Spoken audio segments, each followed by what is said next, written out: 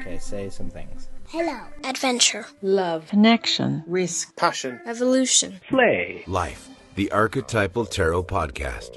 Provocative mythology for the 21st century. Can you connect to your ancestors using the tarot? Answer: yes. Cyndera and I are so happy to bring you this episode with our conversation with Nancy Hendrickson about her new book, Ancestral Tarot. Nancy has decades of experience in both genealogy and tarot. She's a columnist for the Cartomancer magazine, writing about tarot decks from a cultural perspective.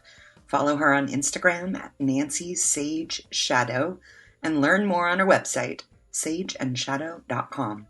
And here is our enlivening conversation with Nancy.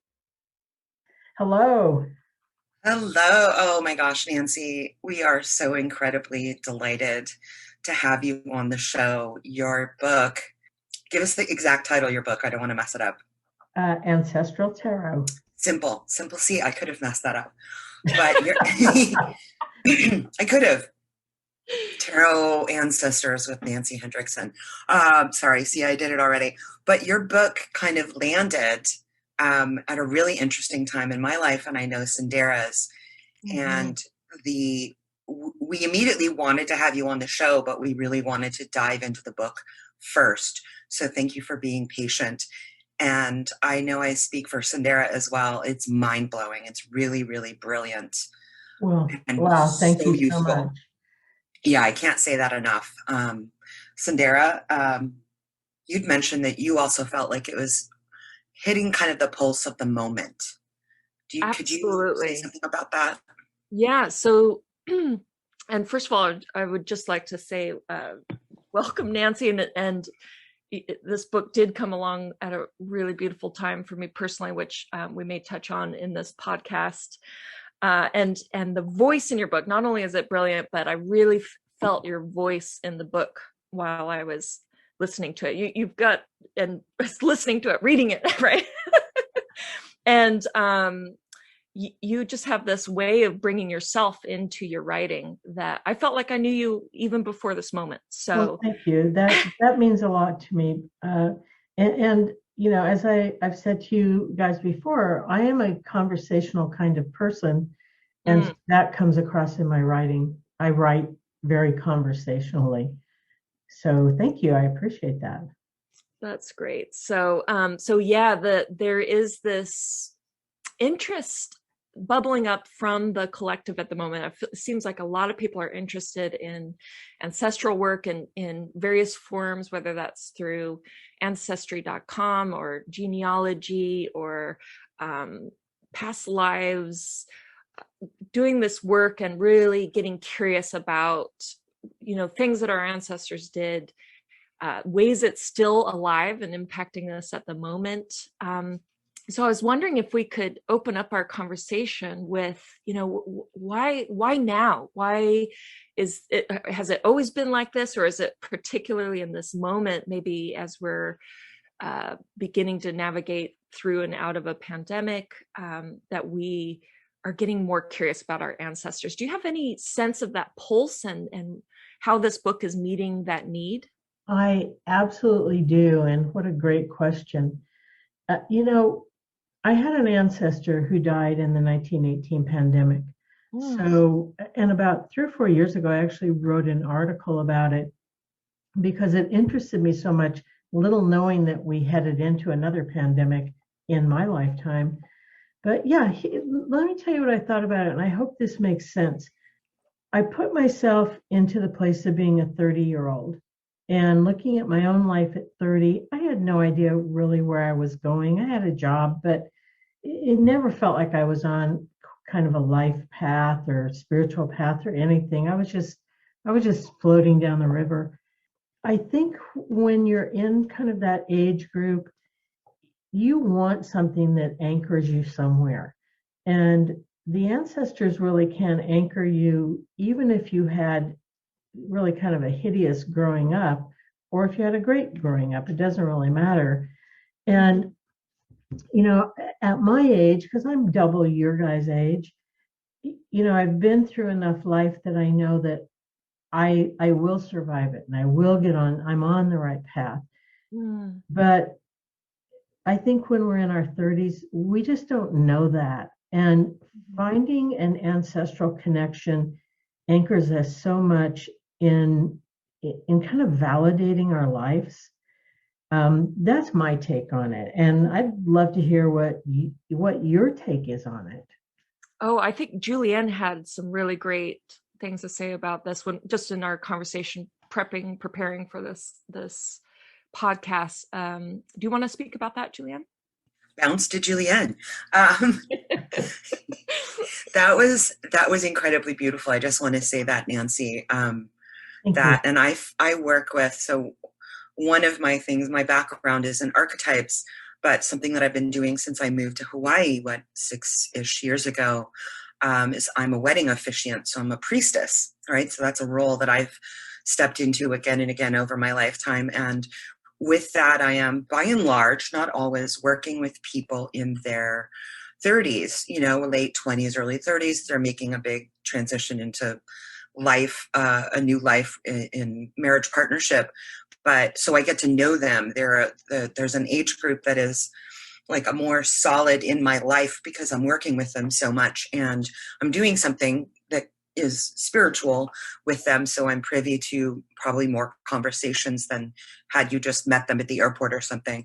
And I think what you said is exactly true that I have forgotten because I'm well out of my 30s now, believe it or not, that anchoring, the what am I doing? They trying to follow their own intuitions, understanding what that might be, that it's really, really important for this group that will then, there are leaders and they're going to be basically left with a world that is harder to deal with than when I was in my 30s.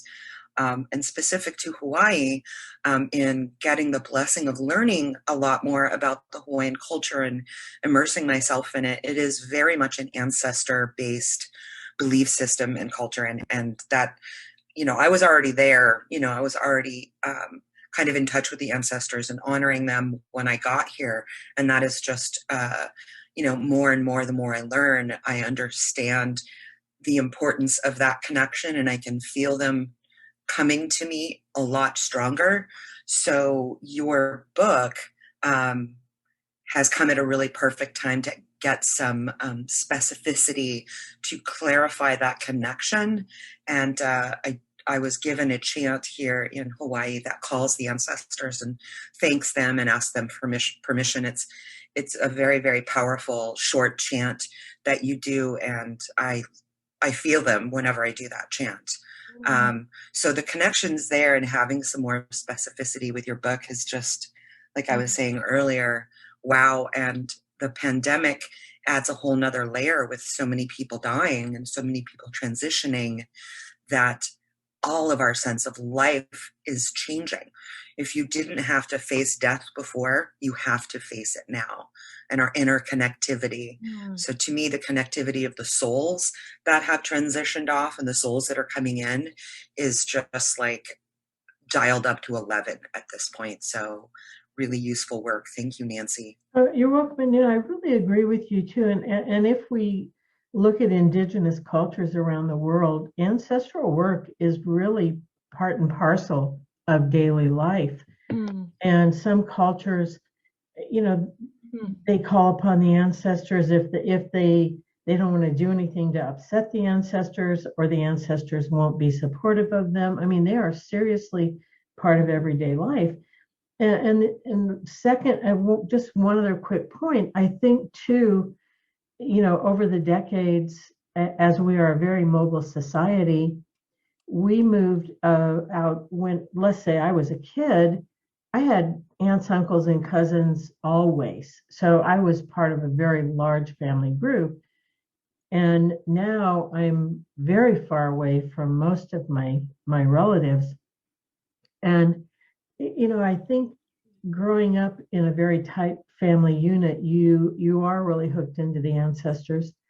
And it is just a different world.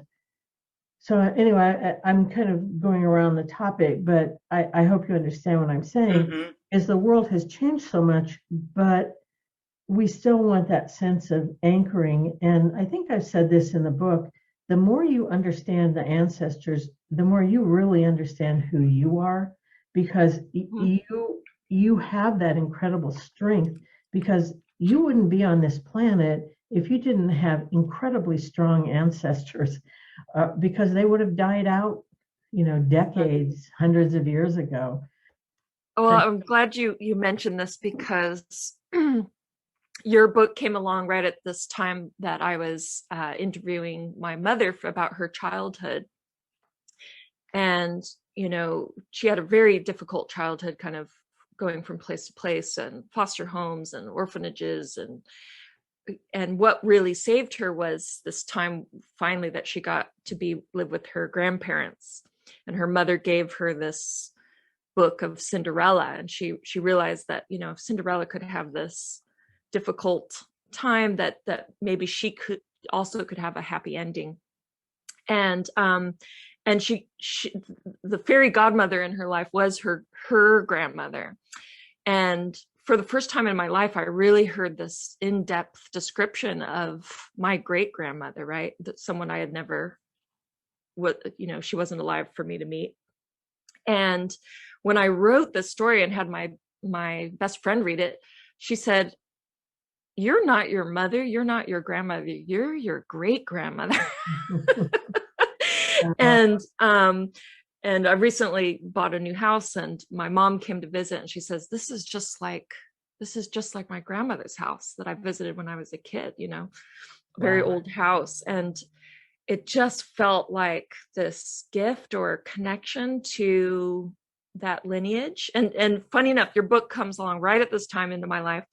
And your name is Nancy. My mom's sister, who took care of her while they were going from household to household, her name was Nancy, and just died 6 months ago from the coronavirus. Yeah. And just, as you can see, the without going into the full story, which we'll do in a side podcast, but the layers, when you start opening your ears and paying attention, the layers of meaning and messages that are coming down through your ancestors. This was an ancestors of blood kind of thing, but it was just so meaningful and so beautiful. And we do have those threads that come down, and we, as you said, we have to walk through life awake, and listening, looking, and understanding, and not just blowing something off as, well, that's a coincidence.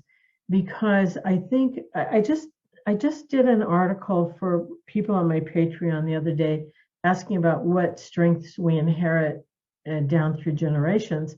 And I was thinking about my dad. My dad, if you read the book, my dad died when I was a teenager. But I have this picture of him that when he got out of high school, he jumped on a motorcycle and took off for Wyoming. And I loved that sense of adventure. And I didn't put it together until very recently that when I was 15, I went to Alaska and washed dishes on a boat for the summer. And I thought, this is so much like my dad. Mm-hmm. I didn't even know. But we did the same thing, and I kind of inherited that from him. So yeah, we do kind of have these strings that come down through our life. Yeah, it's wonderful. And so Julienne had some questions, not just about the ancestors of blood, but she wanted to hear a little more about the ancestors of place and ancestors of time. Julienne, do you want to pinpoint what you're curious about there? Yeah, I definitely want to set it up for our listeners to understand that this book it covers our literal ancestors, right? The people, the DNA that we come from in our body. But miraculously, and I didn't know this when I picked up the book, you discuss ancestors of place and ancestors of time. And I love this book because you can dip into any section of it. I definitely recommend reading the first couple of chapters, but thank you, Nancy, for allowing us to be able to sneak back and jump into different chapters as we do our You're readings, welcome. because you're going to be guided to one thing or another. And the reading that really blew me away, and this is a two-part question, but before I talk about the reading I did, reversals. You're so funny in your book. You're like, I don't do reversals except for when I do. And I'm like, I know. And I know. so the ancestors of blood, it's way more straightforward than ancestors of place and of time. Could you just brief, and there are sections in the book for people, but it does kind of feel like, whoa, you're going to walk out into the cosmos with these. And I've personally started that process. It's amazing. But tell us a little bit about what you mean by ancestors of place, and you have examples in the book, and then ancestors of time. Okay. When you do DNA, or whether you listen to family stories, we generally have a sense of the country we originated, because none of us, I assume, are Native Americans. And so I wanted to talk about the ancestors that may go back millennia, and where did they come from? We'll never know them because they're prehistory, but we still have an attachment. They can be a blood ancestor, but they can be someone that our family knew 2,000 years ago, or that we knew in a past life. And so, you travel places. I think in the book I referenced Scotland. When I was in Scotland, I felt like I was home. So I know that either in a past life or within a blood ancestor, Scotland is really significant for me. So I wanted to work with a Scottish ancestor, whether they were blood or whether I knew them in another life or whether they knew my family. I didn't care. I'm not that picky. I'm not very rule bound, much to my mother's dismay. So that's ancestors of place. Ancestors of time really does get into past lives. And almost everyone I've ever talked to has a sense of a place that they know they have lived another life. And you can either do it by actually going to the place. You can do it by memories. I have a friend who, even as a really little girl, she could remember another lifetime in Germany in great detail. I've done it through meditation, that I am in another life.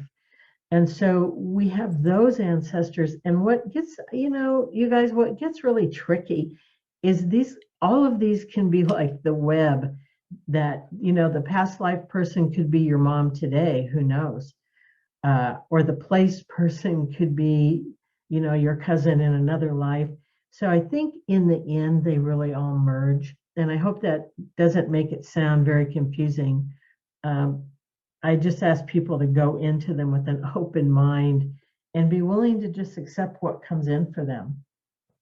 Agreed. And I'm personally in the middle of I don't know if it's the middle, I'll just say that, in a process, because I'm going to share with you, I did the early on, you have like the journey spread, and then you have a spread where you're going to get a sense of the three different types of ancestors: blood, place, and time. And I was completely primed to work with ancestors. I've been really frustrated with not feeling like I had the ability to get clear messages or send them. So what I noticed early on when I did like the journey spread, which is I think 5 or 6 cards, 7 cards, I got so many reversals. I was like, come on, like everything just felt like no, right? So, and the reversals made sense, right? They weren't just like, this is random, I should flip them back over. I read reversals. I figure every card has information. And if it lands upside down, there's information there. So super frustrated with that, and kind of feeling like a little, my lower lip was like, come on, ancestors. So I did that's how I am. So I did the spread where you're basically pulling 2 cards for each, of blood, of place, of time. And of blood, Queen of Wands reversed, impact for the ancestor of blood, Ace of Cups reversed. And then I moved on to place, ancestors of place, Tower, impact at the time, 8 of Wands. So I was like, oh, that's a fun combo. And then I moved to ancestors of time, and I got the Star. And then for the impact at this time, the Knight of Wands. That was pretty clear to me that I needed to work with an ancestor of time. What do you think? I think, let's say I think it's the easiest journey. Mm-hmm. I would be very drawn to place because that 8 of Wands is very appealing to me personally. I like the speed with which all those wands are flying. So, but I think time is going to give you a lot of information with that Knight of Wands. He's going to be bringing the information about what to do next. He's the action knight. And if you look at some decks, he and his horse's mane and tail are on fire. Mm-hmm. So that's going to give you, and knowing that you got the Star for Ancestors of Time, yeah, I'd really want to dig into that lifetime. Place would be a little scary. Yeah, well, it was actually the Tower reversed for Ancestors of Place. But I'll tell you this, the story goes on. I won't take up a ton of time with it. I chose Ancestors of Time and intuitively was like, okay, I need to dream on this. I don't work with my dreams that often, or probably not as much as I should. Dreams to me require journaling, and I hate journaling. But thank you, Nancy. I'm now journaling because it's 100% required. I feel like I will insult the ancestors if I'm not writing this down. And I literally mean that. I feel them going, write this down. I know you don't want to, but write this down. So all the people listening who are not journalers, you're going to have to do it with whatever way works easy for you. It has to be done. So I then moved to a little bit of dreaming, and I used some of your techniques to try to get more detail on the ancestor of time. Where I am right now it is both an ancestor of time and place. That makes sense. Yeah. And I feel like I could almost write an entire book about what connections have happened. So yeah, this book is, anybody who's interested in, to me, I want to tell people, if you're going to get this book, you might be really interested in, just doing your own personal ancestry, of which I'm still very interested, but this has taken me down a really, really fascinating path that I honestly, my soul saw it coming, but my psyche, or my ego brain was like, nah, no way. So I'm just putting enough detail out there for our listeners to understand the tools and the gifts that Nancy has brought us with this. And thank you. And I will tell you, I also hate journaling. And I have come to love it again. I journaled many, many years ago. And I really got to the point where when you do writing, when you actually are a writer, doing anything off the clock, you don't want to do the same thing. And so I got really tired of it. But I don't know how many years ago, I went back into journaling, and a lot of it was doing ancestral work. And because, I can't remember what I drew a month ago, and I need to go back to my notes. And what I've noticed, Cyndera, is that, I'm sorry, Julienne, is that I can go back in my journal and see what was going on a day when I had terrible sleep or I had high stress. And it was really interesting to equate those two. And without those journal notes, I couldn't do that. And I couldn't go back and look at those ancestral cards on that day because if I didn't note it, I sure couldn't remember it. Absolutely. And this work, I think for a lot of people, when you're working with tarot, unless you're reading for another person, if you're using tarot, any kind of cards for yourself, it's it's not a closed system, but like you're responsible for yourself as you're doing it, and whether you do notes or things like that. But because you're working with ancestors, you have to respect that relationship, and that journaling is, like I was kind of saying before, you're respecting them by writing it down. So you kind of can't shirk that responsibility when you go into the work. So it's for me to make sure I write it down, but I really felt that as I was getting information as I'm about to fall asleep, that's when I'm at my laziest. Or, you know what I'm saying? Like it's that extra inducement for me to be like, this isn't just all about me. I have to respect this relationship with the ancestor, that I have to write it down. This isn't like, oh, we'll do it later. You know, I'll start my diet tomorrow. No. This is very much like the strong feeling I'm getting is like, like respect that relationship, do this for them. They're not here in the physical presence. Our bodies are here. So we have to, you know, respect our physical presence enough and them enough to write it down or do the practice or think, you know, enact or respect what they're asking or what they're telling you. So I know this got way more serious than I expected to. But, you know, and another reason that's really true is I go back through those exercises, especially if I'm working with a new ancestor, and I want to go back and see how does this differ in my cards from person 1 to person 4. And without journaling it, again, you can't remember unless you have a great memory. Exactly. Or you will only remember the details you like. Yeah, that I'm just, you know, that's what I do. On a similar note to what you two are talking about, I feel like journaling really connects the dots and the messages, because you're kind of getting all these little things as you go through life.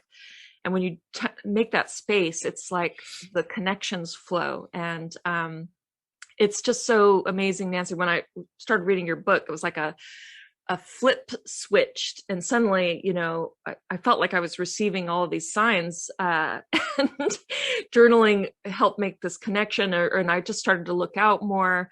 My mother was, you know, part of the interview we had while I was driving, actually, and she was telling me about my great grandfather, who was the stepfather, and as she was speaking, the straw hat blows across the road.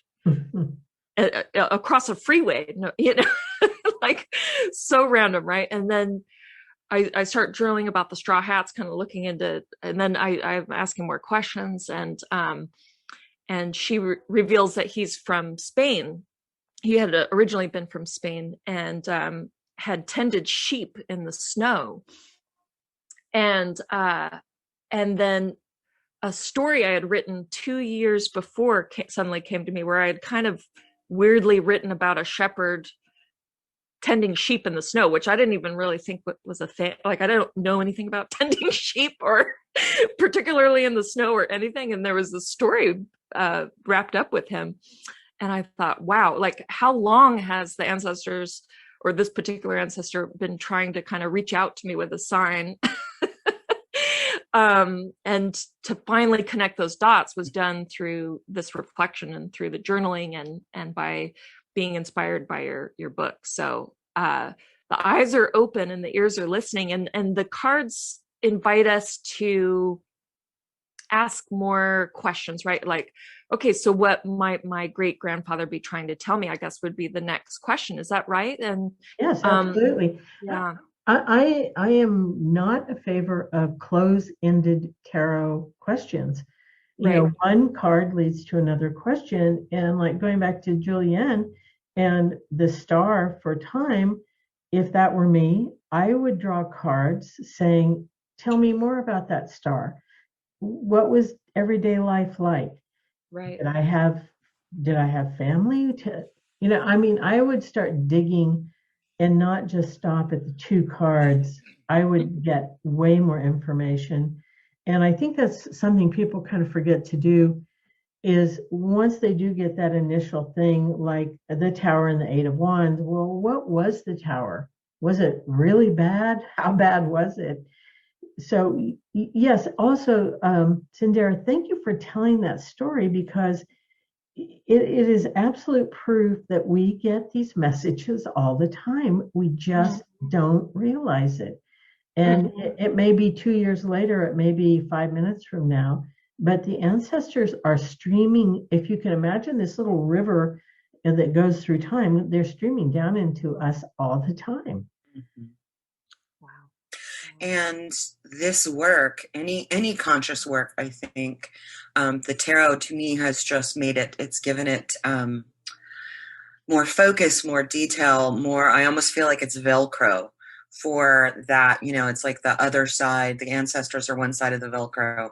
This work and me using something specific like the tarot is like connecting it together. It's almost magnetizing it. It's like it's out there all the time, but this is giving it the structure that my little human brain needs to kind of work with it. And I did, after I did that reading, and it was like, okay, it looks like time is what I'm going to work with right now. I did exactly that. With drawing more cards, asking questions, drawing cards, doing some of the yes, no card draws that you had mentioned in the book. And frankly, I had forgotten, because quite honestly, Cyndera and I were both kind of come from psychology side. This podcast started with us using Jungian psychology and Jungian archetypes to look at the tarot as a heroine's journey versus a hero's journey. And so we're not, professional tarot readers per se. I mean, Cyndera is more than me, but so like that the use of the cards, it brought it to a whole new level. And I'm actually mixing decks at this point, not just using Rider-Waite based ones, but I have others, which I realize is really tricky. But I've had to just ask the cards with a pendulum, which one is going to be the deck that I need to use, because pendulum is very, it's something I can trust. And it works very quickly for me. So I think anybody who's going to be doing this work is going to pull in the tools, including the, classic Rider-Waite tarot or other decks that are calling to them. Like it's almost like you have to build a kit, or you're going to pull in things that are needed. And you go over a lot of that in the book, which I think is brilliant. Oh, thank you. And I do have, I have a pendulum that is so good at ancestral work. And I can't remember if I wrote about this. I apologize, because the actual manuscript was written 2 years ago. Yeah, you do. Pendulum is okay. So I have this little thing that I'll split my tarot deck into 4 piles, and I'll say, okay, pendulum, tell me which pile the Queen of Cups is in. And it's really good at finding them. So I love using that particular pendulum to choose things with cards for ancestral work. So you should try that. It's a very fun.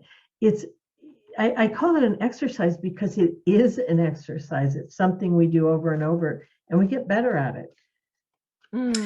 Yes, I haven't used a pendulum in years, and I started using it, and it's very helpful because it gets me out of my own head. If I'm getting too excited about something, my brain moves forward. So, or I get like, what if I pick wrong? The neurotic stuff that happens to some people like myself, that the pendulum is a nice neutral thing. I mean, it's not neutral, but you know what I mean? It's like, my ego has to sit down with the use of the pendulum. So this is a question I would pose to both of you. Having done the ancestral work, whether you've worked through the whole book or not, how can you see working with the ancestors strengthening your life as you move forward? Or maybe it doesn't. I'm very curious. Well, for me, it can only strengthen my life moving forward. I almost feel like, there are a handful of, I have for quite some time. I'm kind of, as most of us are, recovering from a really difficult year last year, not only with COVID, but just along things. My mother passed away. It was very, very difficult. So for me, this work, because of the most, both my parents are dead now. So there's a lot of sort of import in the ancestor work I am stepping through a threshold in my life now with that, but also coming back home to Maui, reestablishing my life in a new way. And the ancestor that I'm working with right now is very much related to that life transition, to stepping into something new. So it's kind of like it can only have an impact. And I feel so guided with that, but also I know tied up in this moving into the next phase of my life, continuing my life's work, refining that is also directly related to a past life that also needs healing and also needs completion. So it's like a double opportunity for me to take. And I just pray that I can keep this channel open, to really make use of that and honor that connection. And I'm still at an early enough stage within it that that's really the only answer I have, is it kind of has to. Like, this is completely meant to be. Like, this is the time, this is the time. These are the tools. These are the ancestors that I can feel them going, oh, all right, finally, okay, we got through. But they got through in a way that, like, the energy is now going both directions, right? Yes, I do know.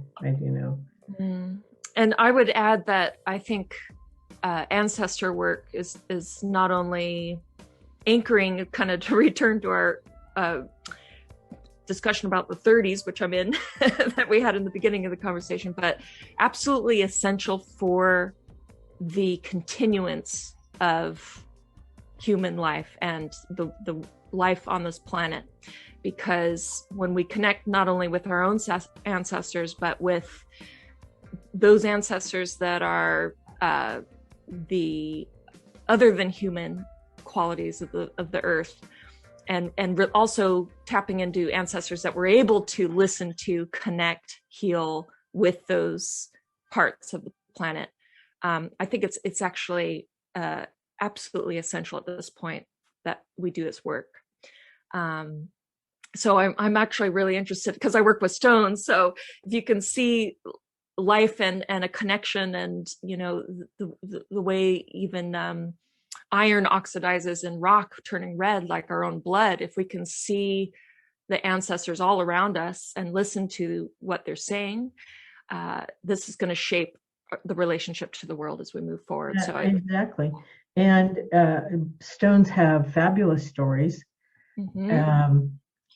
And it was something I really learned, and I just want to share with you, is we have all done this many times before. We have always been a stone talker or a bird talker or a whatever. We've all done this so many times. We bring those skills back in with us. I am absolutely convinced of that. I know we kind of gone over the time, but do I have time for one quick thing? Oh, you have all the time in the world. Okay. I was worried about your time. I'm like, I'm enjoying this so much. So. Okay. Well, because Cyndera, you talk about communicating with stones. I live in San Diego. I live in a multi-million person city, but I live in a neighborhood that there's lots of dogs and cats and birds, and I love listening to the birds. And I did a past life meditation just a week ago, and it took me into a past life in the Netherlands. And my magical skill was talking to birds in that life. And I thought, oh, no wonder I love listening to the birds. So, and we bring those kinds of things forward from, I think, our other lifetimes. I just want to put that out there as something for people to think about, as if you think you can talk to stones just a little, practice, because my suspicion is you can talk to stones a lot. Right. Yeah. Absolutely. Thank you so much for sharing that. Very meaningful. Oh, thank you. Yeah. Thank think you. what you're really reminding us all of in your work, I believe, does, following you on Instagram, reading this book, getting more familiar with you and your work. Like I was saying before, the tools, and I think of the younger folks, people Cyndera's age, that the getting out of your own ego, getting out of your own panic that we might be feeling about how the world has changed and the things that really annoy us, and getting anchored in something stronger, and to me, I understand and I believe past lives. I think it can't be any other way. Knowing what I know, but to be able to anchor yourself in something deeper than what you're worried about. And knowing I've had this worry before, maybe it's a little bit different, but our worries are generally, of a kind, right? Worried about money, worried about safety, worried about health, all of those things. And to understand that you have problem solvers within you, and you have a connection to people who have solved the same problem, or maybe it's your gig to work with this issue. And so that issue becomes more than what it is, but you feel empowered by the fact that it's not just this thing, it's not just this, it's like, oh, it's important. Like I was saying about journaling, we're able to taking on that responsibility and recognizing it absolutely gives you more energy. It gives you more oof to kind of move through it, and not feel alone. So I agree. And my favorite type of tarot reading is to start with the issue, whatever it may be, you're worried about health, money, whatever, and ask for an ancestor to come in who was very successful at solving that same problem. I love that. Wow. I mean, it is so powerful, that type of reading, because, and I'll just tell you this really briefly. If you shuffle, ask for that, have a very strong intent, and just draw off the top of your card till you hit a court card. That's the person. And that's when you start working with the cards. Tell me about your life. How did you solve this problem? How can you help me? It's so powerful. I can't even tell you how powerful it is. So give that one a try. And let me know how it goes for you, because I have found it to be invaluable. That's really, really great. Yeah. And you're bringing ways of working with the tarot that I had sort of forgotten about. I think I learned a little bit more in my youth, young, teenage years, when tarot was ooh, it's I got to keep quiet. Don't let anyone know that I've got, a tarot deck kind of in the closet, as it were. But the freedom with which you use, you're treating the cards as an oracle that you have a relationship with. And I will tell you, because my whiny little complaint at the beginning was I had so many reversals that just because there were just the number of them, just felt like a whole lot of no. And I was, whoa. But after I started, working with this particular time ancestor, and just basically said, this is what I'm going to do for now. I'm not going to do any other. I'm not going to put my energy into anything else. This feels really important. That even the little, flipping 3 cards to see if it's a yes or no, everything was right side up after that. Everything. Yeah, there are no mistakes. Yeah. Yeah, it was super cool. And so do we have time for one more question? Sure. So you mentioned in your book about kind of I think it was the minor arcanas can be really helpful because they show you the daily life of your ancestors, which I love that, because it's not so much finding out this one event that happened or this one thing, but that over time, kind of like water shaping stone, over time they learn and develop their wisdom, which can be communicated through these kind of more daily minor arcana images. And then you, as a example of that, you list kind of or mention fairy tales or the inner child tarot deck as an option for that. Now, our previous kind of fun podcast that we did before this one was about fairy tales, and you've probably heard of Marie-Louise von Franz and the re-release of her book on her fairy tales. And then I'll also be sharing on another podcast the story of my mom and the Cinderella story. But I'm just curious about, how do you see fairy tales as being helpful in ancestral work, tarot readings. I'm just curious about the relationship of those two things right now, which I think are also kind of hitting the pulse. So I'm curious what you have to say about that. I think fairy tales, I don't look at them as tall tales. I look at them as a fictionalized version of real life. Mm-hmm. And there's always a grain of core truth in fairy tales. And I mean, take Cinderella. And it's been a long time since I've read Cinderella, but there's a lot in there about self-worth. Yeah. And there's a lot about finding your way. There's a lot about searching for something that you really love. I mean, there are so many kind of archetypal stories within fairy tales. And that's why if I am reading specifically about a super hard thing, somebody's heartbreak, I will use the inner child deck because I feel that those fairy tales in that take us back to the place where we really initially felt that pain, which is usually as a child. So fairy tales in my world fit very, very well in the tarot world.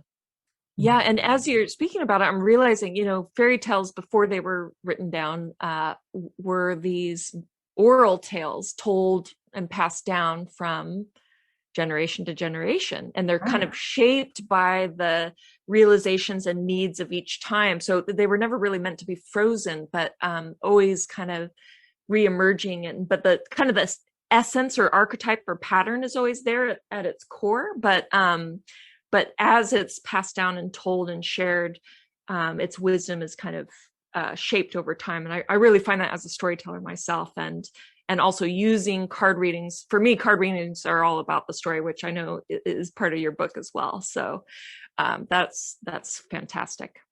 Yeah, and I do recommend those cards, even if you don't. I used to kid my mom and say, "Oh, Mom, you never read me fairy tales," and it was the only. My mother was. I've never been as close to anyone as I was to my mom, so losing her was beyond heartbreaking. But I always kidded her that she never read me fairy tales, which of course she did. But I don't know why she crossed my mind, but thank you, Mom. I think Mom's really close to me right now. Oh, here she is. Yeah. What I have found, not only with fairy tales, but with family lore, there's always, always, always a grain of truth there. And it may be hidden or embellished in some way, but it really is the grain of truth. And if you look at like the inner child cards, we look at our fears, and there's a card that depicts children with lighted torches, wands, going out of a very dark cave. And it speaks so much to who we are at the core. It's like when we're scared, we are in that dark cave. And we want to be like the kid who has the wand taking us out of the cave. I could go on about that stuff forever, so I'll stop. But yeah, I'd be really interested in hearing more of what you do with that kind of work. Just that image alone of children and the torches in a dark cave, boy, I feel like that's an image for our times right now. Oh.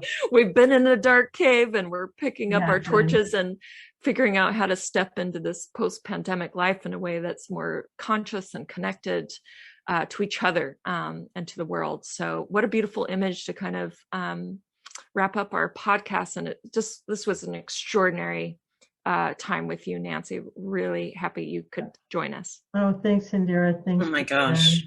Total delight. For me as well. Thank you. I love talking about fairy tales. I love talking about the inner child stuff. And, any new ways I can find to bring tarot into problem solving, I'm all for that. Thanks for listening. We know you could have done something else with the last 50-ish minutes of your life, but we're super glad that you spent it with us. And definitely connect with Nancy on Instagram. She's at Nancy Sage Shadow for so much ancestor and tarot goodness. And learn more on our website, sageandshadow.com. This episode is sponsored by Free Range Priestess on Etsy, where you will find unconventional rosaries, prayer beads, and chaplets made just for ancestor work. Search for Free Range Priestess on Etsy or just visit freerangepriestess.com. And as always, big thanks to our patrons, Peter, Janet, Richard, Juniper, and Rash of Stay Woke Tarot. We appreciate our patrons, and their support makes all of this possible. You can find out more and the fabulous benefits of being one of our patrons at tiny.cc/tarot podcast. The podcast is produced by Both And Media, and our theme music is by The Luna Group. Until next time, aloha.